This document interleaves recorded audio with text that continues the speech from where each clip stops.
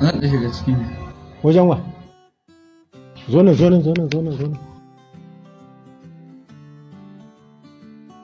Na sami labari kana shan taba. Wallahi kuwa baba. Me yasa kake shan taba? Ita in ban samu giya ba ne yasa nake shan sigari. Amma giya kake sha? Sai baba inda dan fita park ne hakan dan je party yasa nake dan sha saboda dan ji daɗin rawa haka. Zuwa gidan rawa ma kake kuma ka sha giya. Wallahi yana dawo ga gidan yari nake zuwa gidan rawa ne. To me laifin me kai aka kai ka gidan yari? Wallahi kisan kai ne. Kisan kai? Kwarai da gaske. Wa ka kashe? Wallahi baban wata budurwa na ne. Ka kashe? Wallahi. In na zo fira hana ne yake ta fito.